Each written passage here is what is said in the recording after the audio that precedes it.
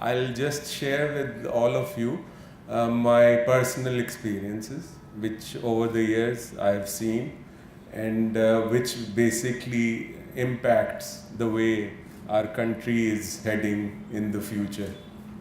So, as all of us basically know, that civil servants are there before the independence. In the United India, this service was also there, and these people are considered to be persons who can mold the direction of any country, and to a certain extent, even after independence, when our civil service started in Pakistan,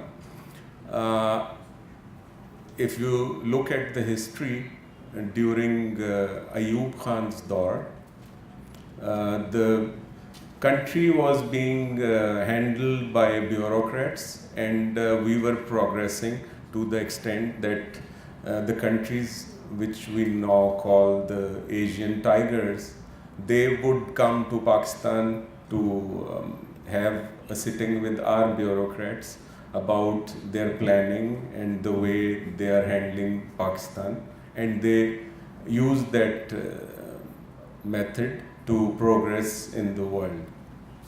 But the thing is that over the years, the methodology or the modalities of induction of these officers into that cadre has drastically changed. To give you all a historical perspective, before the creation of Pakistan, there was the Government of India Act of 1935, which was sort of a constitutional document for Pakistan before our first constitution was there. It contained a sort of constitutional protection for the civil servants. So they had some security of tenure, and it was considered to be a higher sort of service because of the independence, the vision, and the objective criteria of the people who were employed as civil servants, as compared to any subordinate service. But after coming into being, when Pakistan came into being, first constitution was framed in 1956. That also contained constitutional guarantee for the bureaucrats. 62 constitution had the same thing. But later on came the 73 constitution, which is still with us, with the latest amendment in it being the 18th amendment. In that era, there was an administrative reform program which was introduced by late Z.A. Bhutto.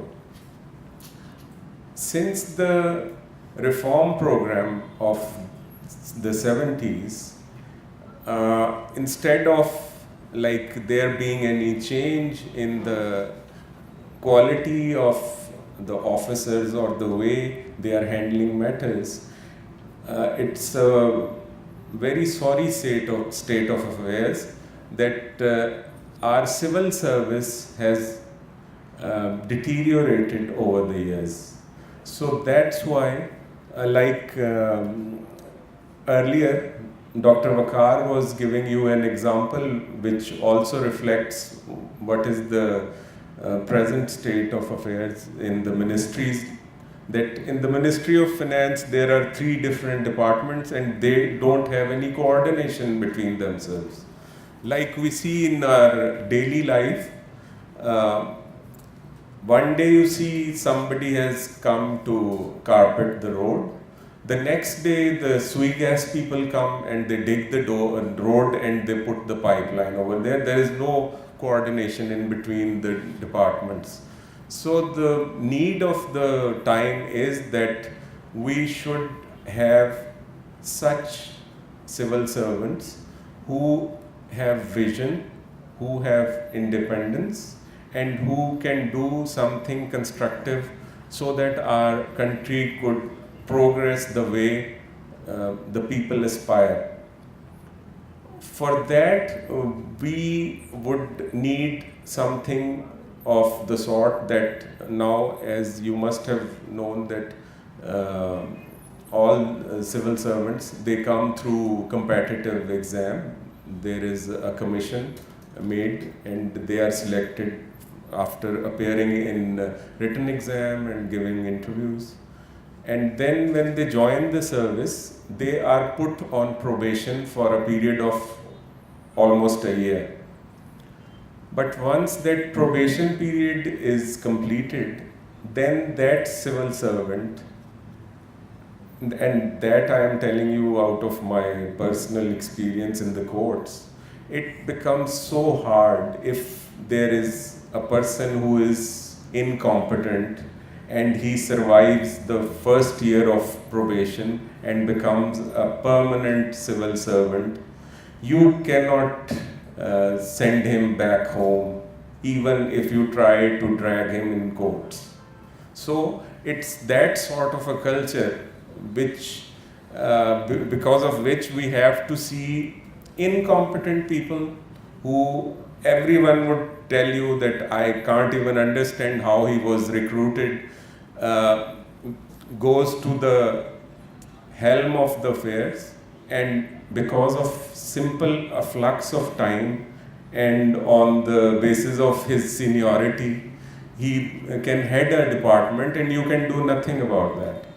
So my personal suggestion in this is that promotions of civil servants should be on performance base, and for that there should be some independent institution so that nobody could say that there is some bias or some nepotism. And if somebody is not up to the mark, then he should be shown the door, because Pakistan, I think now in the 21st century, cannot afford incompetent people sitting at such high positions. The other factor which I would like to point out is the reforms in the labor laws in Pakistan, because as Dr. Waqar said, that no distribution company has been privatized. Do you know what is the basis of that? Why was the government not successful in doing that? Has anybody some idea? It's because of the labor unions. And I would give you the example of PTCL's privatization, which took 2.5 years because the labor union was not liking it that it should be privatized. So the labor laws are there, but the power given to the labor unions has so much balancing act that they can even interrupt government decisions or private sector decisions to do something. So there is a need for reform in the labor laws also, and the role of unions must be redefined rather, so that things should move forward. I was basically listening to what was being said about the debt and how to curtail that. I am not an expert on that, and my other friends have already given you presentations and with the numbers and with the charts, and it was a very impressive presentation by all of them. But I would, in the end, would only suggest that if we want to progress now in the new Pakistan, we have to seriously review, and we have to seriously rethink about all the changes which have not been done in the previous years. And these are basically reforms not only in the bureaucracy, reforms in the judicial system, reform in our criminal justice system, and reforms on all levels. Thank you so much.